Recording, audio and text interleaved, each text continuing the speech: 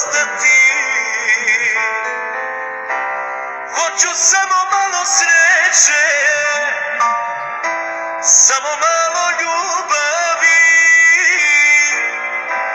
Imam li ja na to pravo? Hej živote, čuješ li?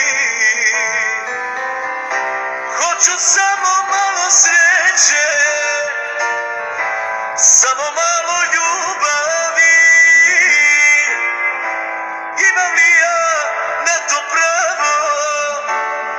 Hej živote, čuješ li?